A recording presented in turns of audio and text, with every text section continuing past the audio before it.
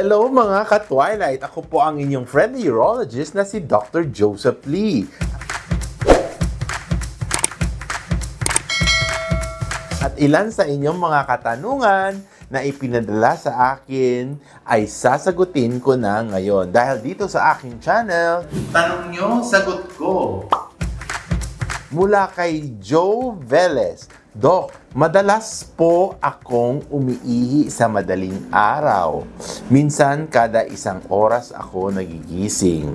So anong ibig sabihin? Siyempre, titingnan natin kung anong edad mo na. Okay? Number 2, pag 50 pataas na tayo, baka iisipin natin malaki ang ating prostata. Dapat rin nating isaalang-alang ang ating pantog. So, either it's the urinary bladder or the prostate. Kaya natin dapat suriin maigi, no?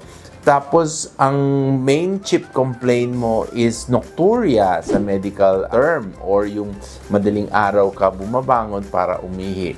So, nocturia could be 1, irritative symptoms for enlarged prostate. 2, pwede rin yan sa overactive bladder. So, which of the 2? So, kailangan mag-undergo ka ng mga test, di ba? Ultrasound, urinalysis, urine culture, creatinine, para makita natin kung which of the 2 are we considering, the prostate or the bladder. Okay? Mula kay Buena Live. Doc, matagal na akong may problema sa pag-ihi ko. Wala pang 5 minutes, ako ay umiihi, no? So, nagiging frequent ang madalas, no?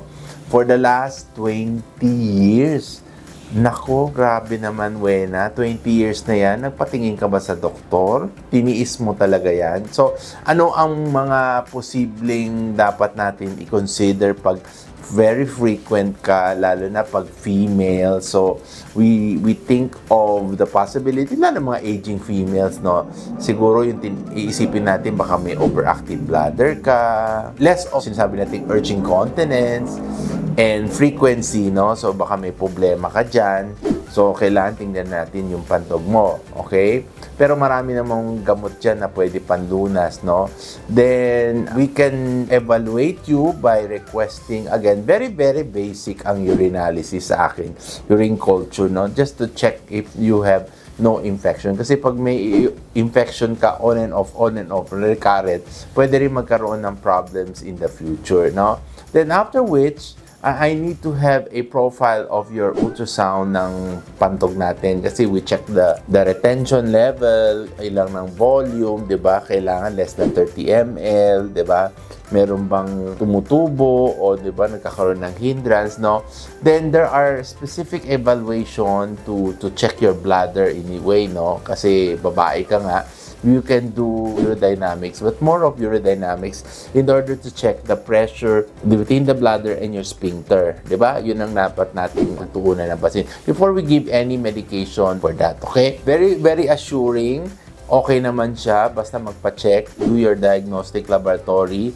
We try to see what are the differentials. Sabi ko nga, baka pantog, baka yun ang problema o yung sphincter natin na nagkakaproblema or otherwise, okay? Then, meron naman tayong mga medications na pwede nating inumin, okay? Mula kay Chel, Doc, pwede ba ang spirulina sa breastfeeding mothers? Okay, yes. Walang problema yan, no?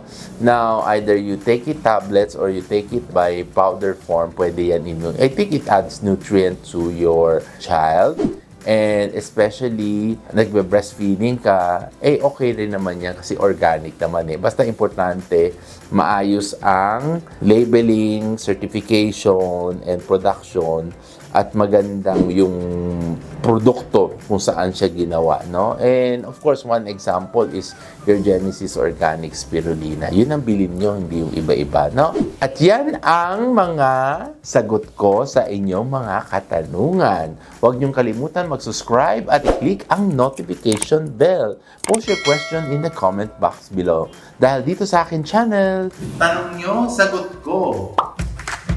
Muli ako po ang inyong Twilight-friendly urologist na si Dr. Joseph Lee saying hello but never goodbye. Thank you for watching.